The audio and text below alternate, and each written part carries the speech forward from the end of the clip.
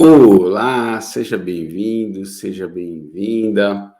Meu nome é André Tarifa e nós estamos aqui para dar continuidade ao estudo do livro O que é o Espiritismo de Allan Kardec. E eu estava todo animado, eu falei assim, olha, o próximo vídeo nós encerraremos o segundo capítulo, um capítulo maravilhoso do livro que já trouxe tanto ensinamento, que já trouxe tanta coisa. O próximo item, que são as consequências do Espiritismo, tem apenas 5 itens, então a gente mata ele num vídeo só. Isso tudo até eu me deparar com o texto do item 100. E temos duas questões nesse item. Primeiro, ele é longo, ele é extenso, tem muitos parágrafos. Mas o principal, gente, ele é riquíssimo e é lindo. Olha, ele é muito bonito, ele tem momentos de muita instrução, ele tem momentos de muita inspiração, tem momentos de muita beleza, que nos dão um ânimo, que nos renovam as esperanças. Então, adivinha o que eu vou fazer? Vou ler apenas o item 100 hoje. E no próximo vídeo nós encerramos o capítulo 2 e esse item, consequências do Espiritismo. E eu estou quase certo de quem assistir esse vídeo até o fim, ou fizer a leitura do livro, sempre esclarecendo, gente, meu intuito principal é que as pessoas se interessem pela instrução, se interessem pelo conhecimento. Então, se quiser, não precisa ver o vídeo, mas leia o texto e tá tudo certo também, tá bom? Então, quem chegar nesse vídeo até o fim, ou ler o texto todinho com bastante atenção, com bastante reflexão, vai concordar comigo. Esse item 100 é uma joia, é uma preciosidade, tá bom? Então é só por isso não, é por isso que nós vamos fazer apenas o item 100 agora, tá legal? Vamos para Kardec, que é o que interessa. Capítulo 2, noções elementares do Espiritismo, consequências do Espiritismo. Repetindo, é o último assunto desse capítulo. Tá bom? Depois, em breve, chegaremos no terceiro capítulo. Item 100. É uma pergunta. Ante a incerteza das revelações feitas pelos espíritos, perguntarão: para que serve, então, o estudo do Espiritismo? Agora vamos nadar nas respostas de Kardec. Para provar materialmente a existência do mundo espiritual. Sendo o mundo espiritual formado pelas almas daqueles que viveram, resulta de sua admissão a prova da existência da alma e sua sobrevivência ao corpo. As almas que se manifestam nos revelam suas alegrias ou seus sofrimentos, segundo o modo por que empregaram o tempo de vida terreno. Nisto, temos a prova das penas e recompensas futuras. Descrevendo-nos seu estado e situação, as almas ou espíritos retificam as ideias falsas que faziam da vida futura e, principalmente, acerca da natureza e duração das penas, passando assim a vida futura do estado de teoria vaga e incerta ao de fato conhecido e positivo. Aparece a necessidade de trabalhar o mais possível durante a vida terrena, que é tão curta, em proveito da vida futura, que é indefinida. E aqui eu faço a primeira pausa. Já lemos bastante, né? Olha a riqueza de informação. Para que serve essa doutrina? Para quê?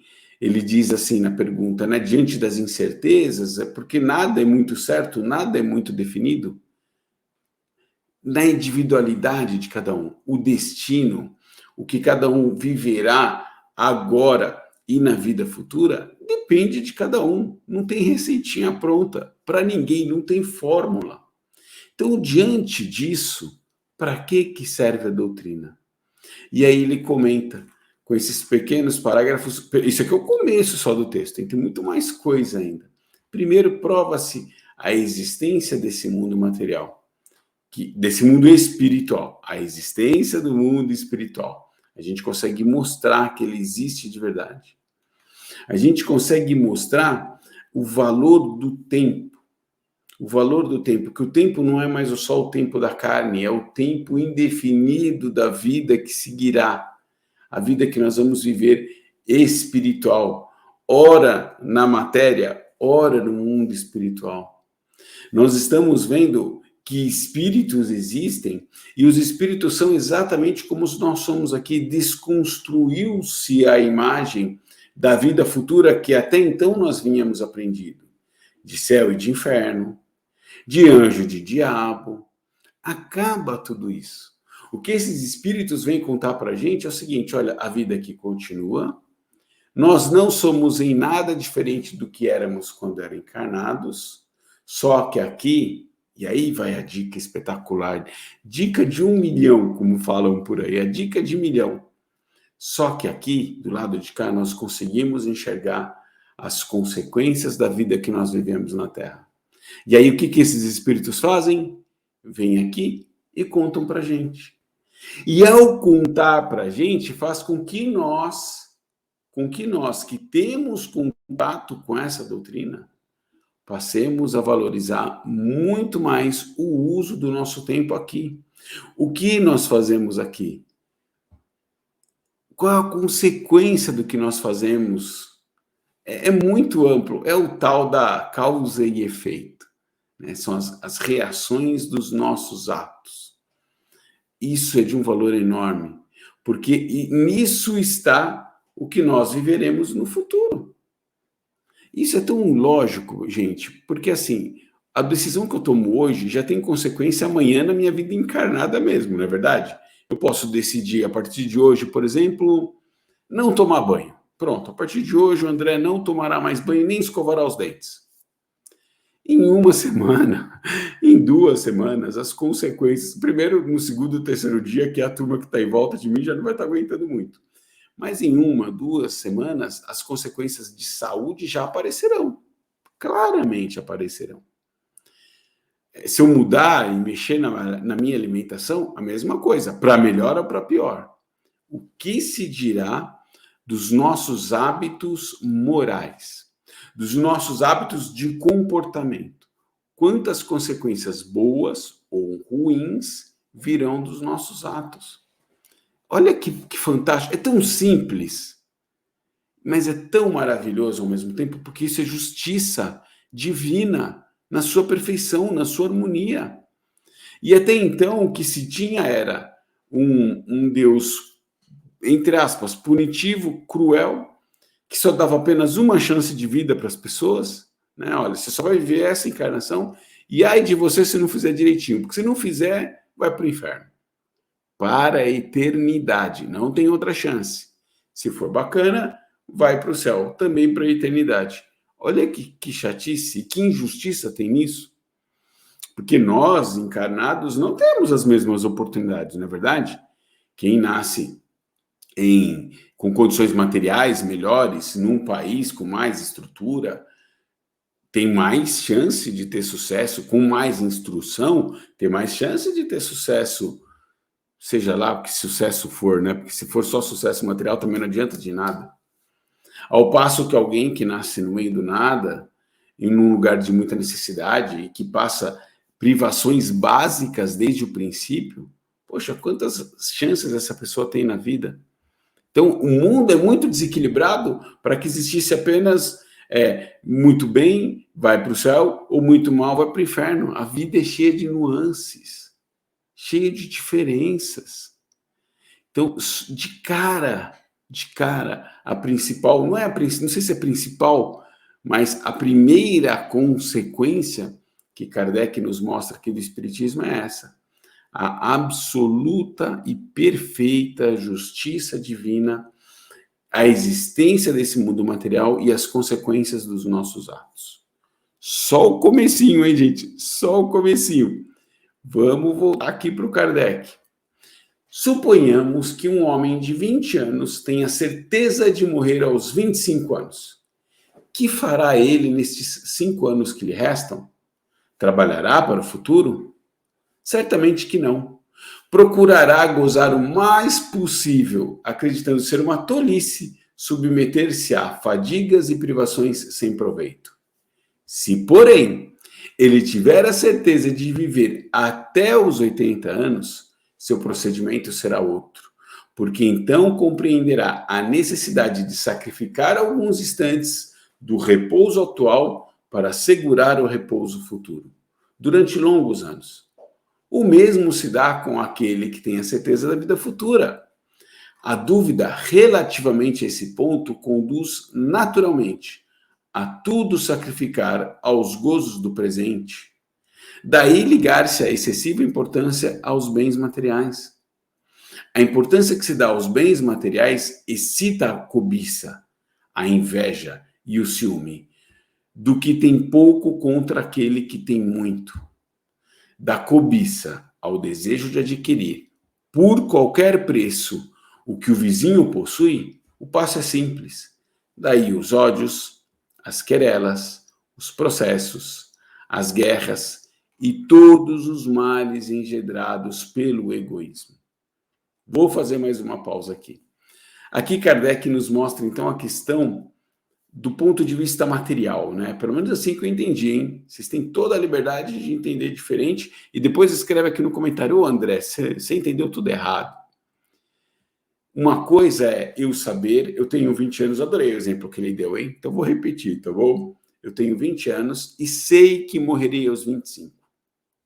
Ora, eu ia viver a vida louca. Ó, trazendo para a linguagem de hoje, vamos viver a vida louca. Para que fazer sacrifício? Minha vida vai acabar logo ali. Para que eu vou fazer sacrifícios agora pensando no futuro? Que nada, eu vou curtir o máximo possível. Simples assim. Agora, e se eu sei, tendo 20 anos, que eu viverei até os 80? Muda completamente o meu ponto de vista, na verdade. Eu vou ter que ser mais previdente, eu vou ter que fazer renúncias agora, pensando em como eu vou gozar a vida no futuro, lá com 50, com 60, com 70. Muda completamente o meu modo de ver e encarar o que eu viverei ainda de tempo de vida. Muda meus atos, muda meus hábitos, muda os meus pensamentos, minhas ideias. Eu posso planejar um monte de coisa, executar elas. Isso faz toda a diferença. E essa comparação que Kardec faz. Se eu sou um materialista e acredito que a vida acabará com a morte física, vida louca do mesmo jeito. Por quê? Porque só me valerá de importância o que eu vivi aqui na Terra agora e tudo que a Terra tem para me oferecer. E aí eu vou lutar por elas a qualquer custo. A qualquer custo. Eu quero. O que é teu, eu quero também. Dane-se, não tem consequência. Quando eu morrer, morri, acabou, fica aqui. Eu não vou existir mais. Não vou saber de nada, não vai ter mais, não vai ter depois. E aí Kardec fala isso. Aí você dá super valor, sobrevaloriza tudo que é material, vive de uma maneira desequilibrada, louca, sem moral nenhuma, porque você vai fazer de tudo para vivê-la no seu pleno gozo, repito, a qualquer custo. E tá tudo bem. Agora, se você tem o despertar, de que você vai viver uma vida depois dessa vida, e olha que fantástico, ainda, olha o privilégio, hein, gente? Ainda com as notícias do mundo de lá, nos contando como é, nós temos, ou pelo menos deveríamos, mudar a maneira como nós vivemos hoje. Né? O que eu quero para o futuro? Que futuro é esse? Ah, quando eu estiver aposentado, com 60 anos? Não, o futuro muito maior. O futuro com 60, com 70, o futuro de quando eu desencarnar, como é que vai ser minha vida do lado de lá? O que eu estou amealhando ao longo dessa oportunidade terrena para usufruir do lado de lá? Será que eu estou construindo mais amizades ou mais inimizades? Será que eu estou dedicando muito tempo às coisas materiais, mais às coisas materiais e menos às espirituais? Será que eu estou criando mais ressentimento, mais rancor? Será que eu estou ficando cada vez mais magoado ao não perdoar as outras pessoas? Será que eu também, por outro lado, não estou magoando tanto as pessoas assim que levarei inimigos para o futuro? São várias as reflexões. São várias. É muito difícil, nesse sentido, eu entendo, ser espírita, sabe? Porque a gente precisa, tendo a informação, não dá para alegar ignorância, certo? Nós não poderemos falar assim, eu não sabia. A nossa própria consciência vai falar assim, sabia sim, sabe? Teve um instante na tua vida encarnada que você teve contato com uma doutrina que te esclareceu tudo, tudinho, tudinho, tudinho. Tudo aquilo que você precisava saber para viver uma vida plena, boa, saudável espiritualmente, você soube. Só que você escolheu não fazer. Então, é um chamado muito importante para que nós olhemos para dentro de nós mesmos. Autoconhecimento. Se reconheça, reflita sobre isso e a partir disso, olhando as suas boas tendências, as nossas más tendências, comecemos a fazer o caminho da correção, ajustando, minorando defeitos, melhorando as virtudes. Não vamos sair daqui São Francisco de Assis ainda, nem Clara de Assis. Ninguém vai sair daqui santo do ponto de vista, um espírito muito evoluído, vamos dizer assim. Ninguém vai sair dessa encarnação assim, não acontece essa mudança tão rápida. Mas o esforço é reconhecido. O esforço, e ele vem de duas maneiras, né? Primeiro, eu acho fundamental, e é o que a gente está fazendo agora, instrução. Lembrando o mandamento que o Espírito da Verdade deu aos espíritas, amai-vos e instruí-vos. Nós precisamos adquirir conhecimento, aprendizado, e com base nisso, começar essa correção. O que é a correção? O amai-vos. Amando primeiro a nós mesmos. Por nos valorizarmos como seres que somos filhos de Deus, tentarmos ser melhores e, por consequência, todo o nosso entorno também será melhor, porque seremos pessoas que contribuirão para o meio em que vivemos. E isso terá um reflexo maravilhoso na vida futura. Já tem aqui, vamos combinar, já tem aqui mesmo. Aqui na presente vida terrena, a resposta aos nossos bons atos aparece muito rápido, muito rápido, muito rápido. E nós teremos ainda melhores respostas, talvez, do mundo de lá, sei lá. Mas o melhor é a gente fazer o exercício da bondade pela bondade em si, sem ficar esperando nada em troca. Vamos seguir com Kardec? Com a dúvida sobre o futuro, o homem acabrunhado nesta vida pelo desgosto e pelo infortúnio, não vê senão a morte, não vê senão na morte o termo de seus sofrimentos. E assim, nada esperando, procura pelo suicídio a aproximação desse termo. Sem esperança de futuro, é natural que o homem seja afetado e se desespere com as decepções por que passa. Os abalos violentos que experimenta repercutem-lhe no cérebro e são a fonte da maioria dos casos de loucura. Sem a vida futura, a atual se torna para o homem a coisa capital, o único objeto de suas preocupações, ao qual ele tudo subordina. Por isso quer gozar a todo custo não só os bens materiais, como as honrarias.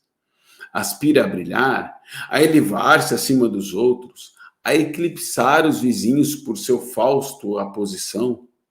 Daí a ambição desordenada e a importância que liga aos títulos e a todos os efeitos da vaidade, pelos quais ele é capaz de sacrificar a própria honra, porque nada mais vê além. A certeza da vida futura e de suas consequências muda-lhe totalmente a ordem de ideias. Ele lhe faz ver as coisas por outro prisma. É um véu que se levanta, descobrindo imenso e esplêndido horizonte. Olha só, gente, vou pausar aqui de novo em Kardec. Então, o texto é longo. É simbólico, né, que apareça agora no mês de setembro essa mensagem nesse momento aqui do estudo. Porque a gente falou até agora em amealhar muitas coisas do ponto de vista material. Vamos olhar de novo do ponto de vista de quem não acredita na vida futura, na vida após a morte.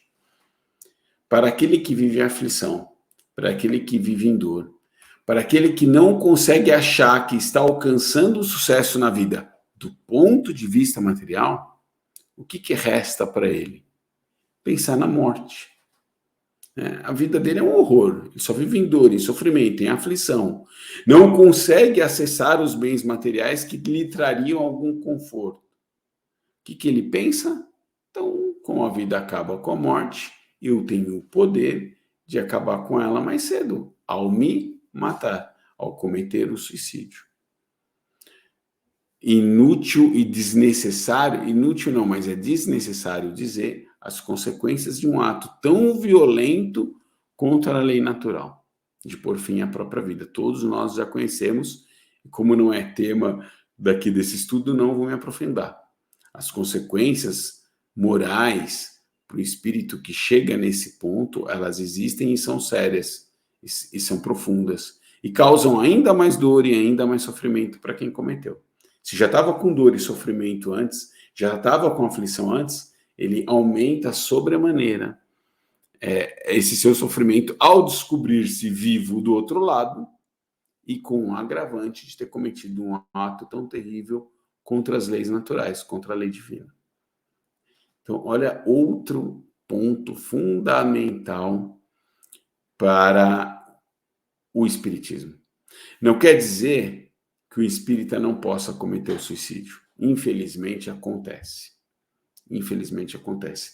Não tenho estatística, não sei se acontece igual, acontece com outras pessoas, de outras religiões ou de religião nenhuma, não sei. Mas eu sei que acontece porque já testemunhei. As aflições, as dores das pessoas, às vezes chegam num nível que elas não conseguem achar solução. E mesmo tendo conhecimento, acabam cometendo ato.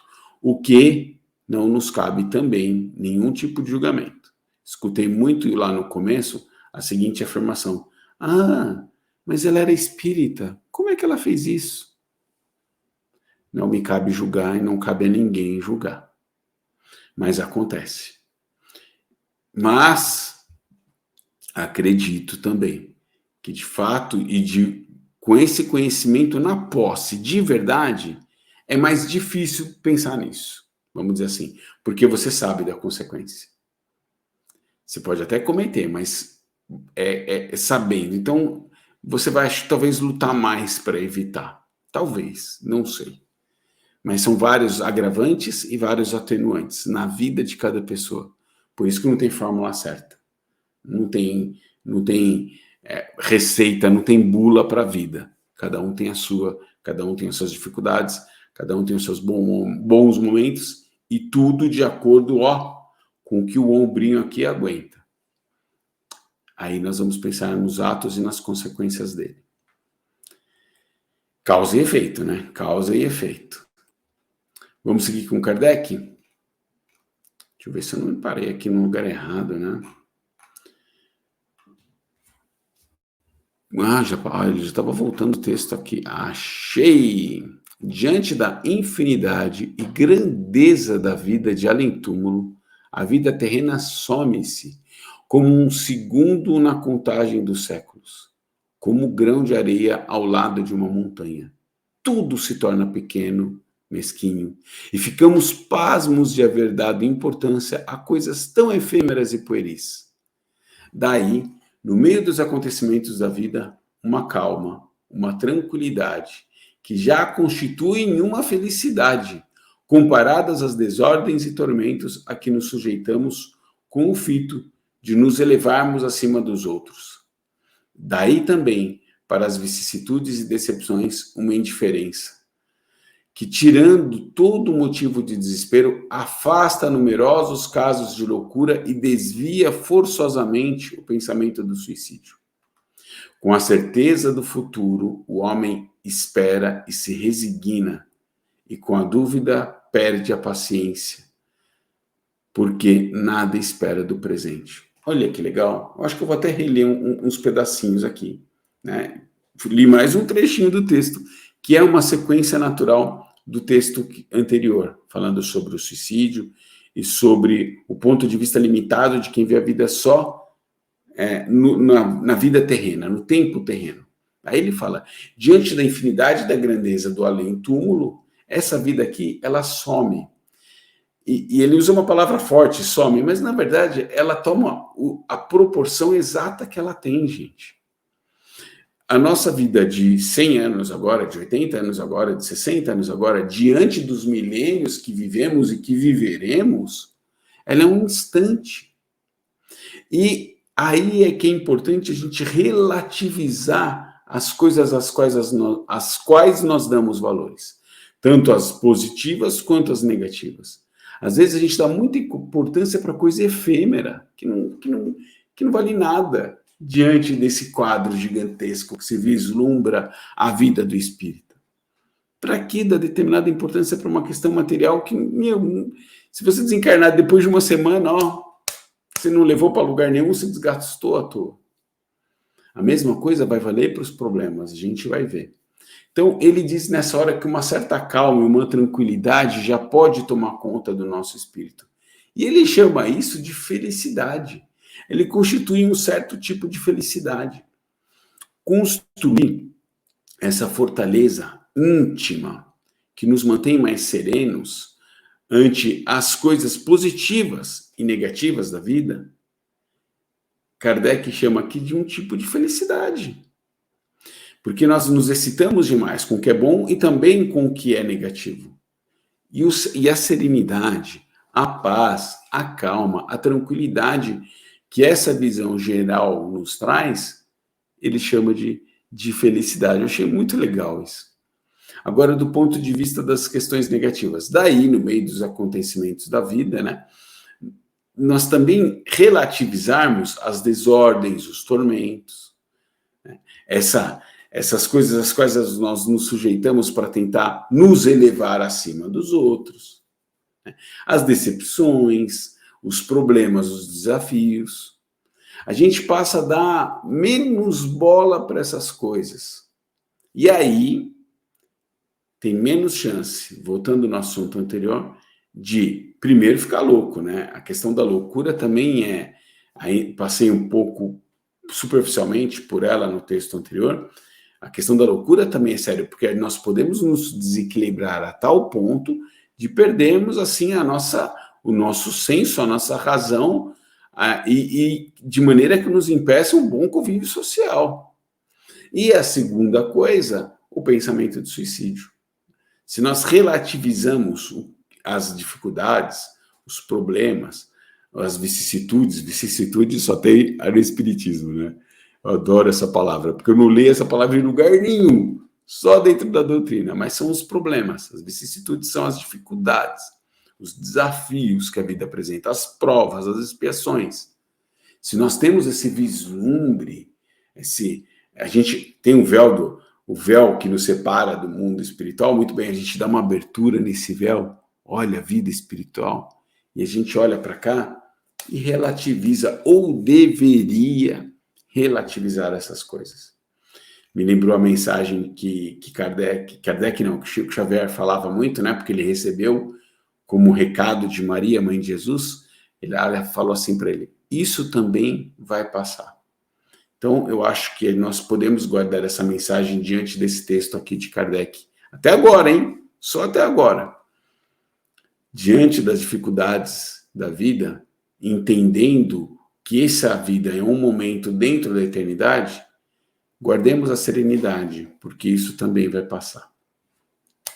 Vamos voltar para Kardec. O texto tá bom, hein? Olha, eu falei para vocês que o texto é lindo, que o texto é maravilhoso. O exame daqueles que já viveram provando que a soma da felicidade futura está na razão do progresso moral efetuado e do bem que se praticou na Terra, que a soma das desditas está na razão dos vícios e más ações, imprime, em quantos estão bem convencidos dessa verdade, uma tendência assaz natural para fazer o bem e evitar o mal. Quando a maioria dos homens estiver convencida dessa ideia, quando ela, essa maioria, professar esses princípios e praticar o bem, este impreterivelmente triunfará do mal aqui na terra. Procurarão os homens não mais se molestarem uns aos outros, Regularão as suas instituições sociais, tendo em vista o bem de todos, e não o proveito de alguns. Em uma palavra, compreenderão que a lei da caridade ensinada pelo Cristo é a fonte da felicidade mesmo neste mundo, e assim basearão as leis civis sobre as leis da caridade. Esse é o trecho que eu falei para vocês que enchia a gente de esperança. Olha, gente, eu vou ser honesto com vocês. A hora que eu li esse texto e compreendi, pelo menos do meu ponto de vista, me aqueceu o coração. Me aqueceu o coração. Vislumbrar a possibilidade de um mundo, como ele fala aqui no final, e como que nós chegaremos nesse mundo no final. Ele fala no começo desse parágrafo, causa e efeito. Ao recebermos a notícia do mundo espiritual, dos espíritos que já partiram, que as boas ações, os bons atos de agora mudam e nos trazem um novo padrão moral. E que padrão moral é esse? Evangelho. Jesus. Jesus veio até a Terra para nos trazer um código moral, para nos mostrar o caminho, o que fazer, o que devemos fazer, como agir, ou o que deveríamos fazer, né? Como agir em conformidade com as leis naturais, com as leis divinas. Então, esses espíritos vindo para cá, nos mostrando as boas consequências dos bons atos, as más consequências dos maus atos, nossos vícios, dos nossos problemas, naturalmente o mundo se torna um lugar melhor. E eu vou até reler um trecho, hein, gente? Olha, quando a maioria dos homens estiver convencida dessa ideia, professar esses princípios e praticar o bem, este impreterivelmente vai triunfar sobre o mal na Terra. A gente não vai mais querer molestar o outro. Nós vamos, olha esse trecho, gente. Nós vamos regular as nossas instituições sociais, tendo em vista o bem de todos, e não só o proveito de alguns. Isso é a compreensão máxima da caridade ensinada por Jesus. E aí ele fala aqui que nós alcançaremos a felicidade mesmo neste mundo. Fala para mim aí, você, se você não sentiu o coração cheio de esperança, lendo esse texto, ouvindo esse trecho. Nós vamos alcançar isso, gente. Em algum momento, a maioria será do bem. E todos nós, agindo dessa forma, nós não aceitaremos mais as indiferenças, nós não aceitaremos mais as injustiças sociais. Nós regularemos as nossas instituições tendo como base a lei do Cristo. Pensa nisso. Vamos falar aqui do Brasil. Pensa num Código Civil brasileiro baseado na lei da caridade, num Código Penal baseado na lei da caridade. Nós regularmos as nossas instituições civis, governamentais, particulares, privadas, ONGs, com base na lei da caridade. É outro mundo. É a felicidade ainda na Terra. Nós vamos chegar neste momento. Nós alcançaremos este momento. Esse é muito lindo, né? Se você sentiu esperança nesse momento, se você reanimou-se, se você viu renovado o seu ânimo, coloca aí no comentário depois, tá bom? Eu achei lindo, lindo, lindo. E quando eu li esse parágrafo, eu vou ser sincero com vocês, quando eu li esse parágrafo é que eu falei assim, eu não vou botar outros textos não, eu vou ficar só nesse texto aqui, porque ele é fantástico, ele é fantástico. Vamos continuar com Kardec? A demonstração da existência do mundo espiritual que nos cerca e de sua ação sobre o mundo corporal é a revelação de uma das forças da natureza e, por consequência, a chave de grande número de fenômenos até agora incompreendidos tanto na ordem física quanto na ordem moral. Quando a ciência levar em conta essa nova força, até hoje desconhecida, retificará imenso número de erros provenientes de atribuir tudo a uma única causa, a matéria. O conhecimento dessa nova causa nos fenômenos da natureza será uma alavanca para o progresso, produzirá o efeito da descoberta de um agente inteiramente novo. Com auxílio da lei espírita, o horizonte da ciência se alargará, como se alargou com a lei da gravitação. Olha que fantástico. Essa proximidade que acontece agora já, hein, gente? 2023, já temos pessoas no meio científico pesquisando a questão da espiritualidade. Já na época de Kardec também teve. Muita gente muito séria, muitos cientistas, pesquisadores, universidades da Inglaterra, Itália, França, pesquisaram fenômenos mediúnicos. Por exemplo, nas materializações, nas manifestações através da psicofonia, da psicografia. Já foram feitos testes assim. Inclusive, acho que William Crookes, inglês, ele foi colocado pela sua universidade, pelo seu corpo científico, para provar a fraude. E aí o que aconteceu? Ele se converteu ao espiritismo. Vendo que eram legítimos todos aqueles fenômenos que eram fenômenos naturais, ele converte-se ao espiritismo. Então, muita gente muito séria, Dr. Ernesto Bozano, William Crookes, tem outros nomes tantos aí que se a gente der uma pesquisada, a gente acha muito fácil. Lá no começo. Hoje, Brasil e alguns outros lugares tem sim. Tem gente pesquisando mediunidade, essa relação com o mundo espiritual, as experiências de quase morte, que não são exatamente de um fundo espiritual, mas ajudam a descortinar muita coisa. Tem gente cavucando ali e aí vai acabar achando a espiritualidade. Porque a experiência de quase morte é quando aquela pessoa chega à beira do falecimento e volta. Né? Que do ponto de vista aqui, terreno, a pessoa já tinha falado assim, ele entrou em coma, não vai mais voltar, vamos desligar os aparelhos, não sei o quê, e de repente essa pessoa volta. E quando ela volta, ela faz uns relatos assim bem legais. Alguns espíritos, de fato, visitam algumas coisas ali e vêm para cá, vêm contar. A ciência, até agora, alguns cientistas têm tratado isso como uma descarga elétrica no cérebro, algumas rememorações de momentos passados, tal. Mas tem gente cavucando mais e vai achar a espiritualidade ali, hein? Vai descortinar o mundo espiritual. Mas, décadas de 70 e 80, nos Estados Unidos e na Índia, pesquisas afirmando, atestando as pessoas que, de fato, recordam-se das encarnações passadas, as centenas. Tem trabalho sério nos Estados Unidos, na Índia, pelo menos 2 que eu conheço, que lendo nas leituras da vida, aí a gente acaba pegando, que já atestaram que essas pessoas, de fato, se recordaram de vida passada, de acontecimentos das vidas passadas. E aí vai dar uma pesquisada e acha, e a história bate. Então, essa aproximação, gente, como disse Kardec, é uma alavanca que vai jogar a ciência para outro patamar. Coisas que não têm explicação agora, porque se tenta explicar somente do ponto de vista material, vai ter explicação.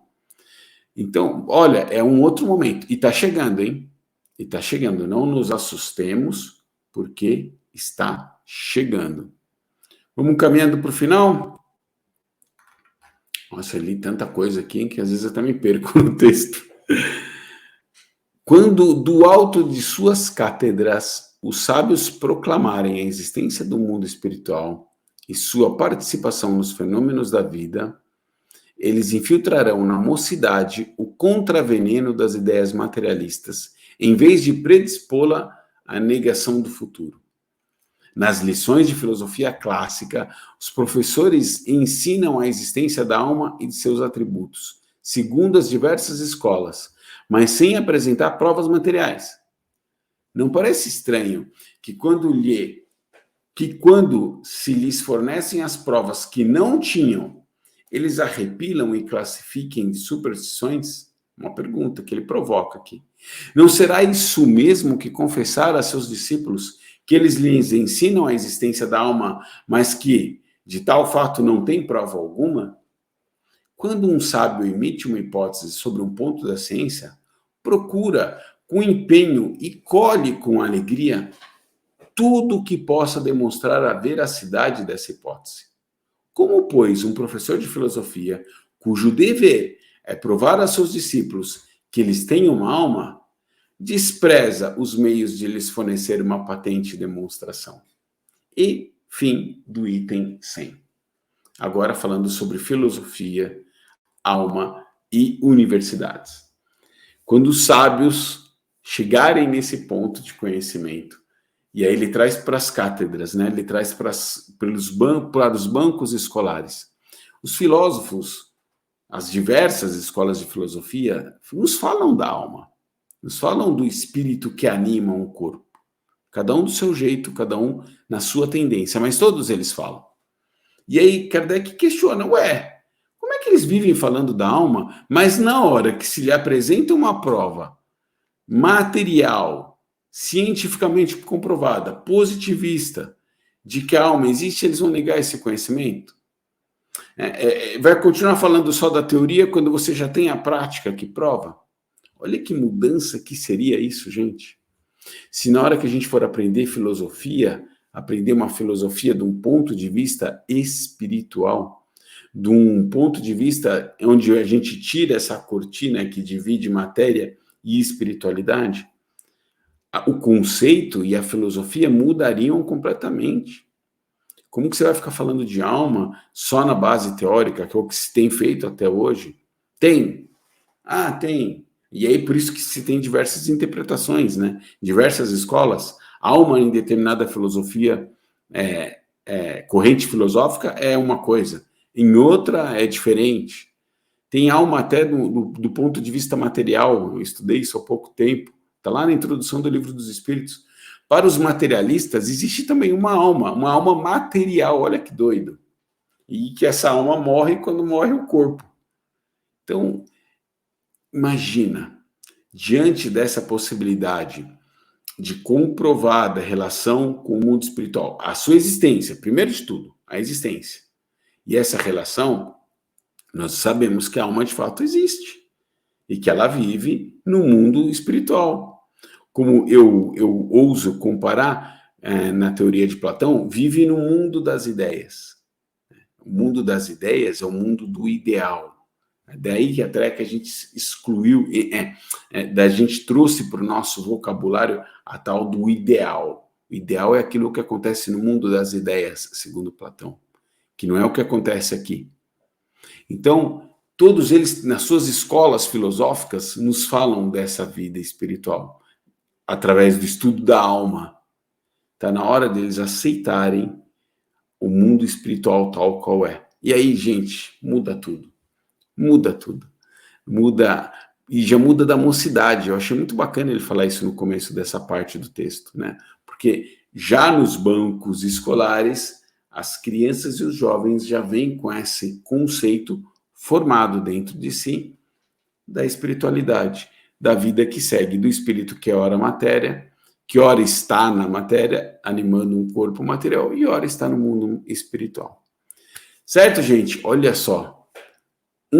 Item 100, do segundo capítulo do livro que é o Espiritismo, 43 minutos de vídeo. Olha, se alguém chegar até no final, merece uma estrelinha dourada no perispírito. Sabe quando a professorinha do Jardim da Infância dá uma estrelinha dourada quando o aluno faz atividade bonitinho, coloca lá no quadro para estimulá-lo a fazer mais coisas boas?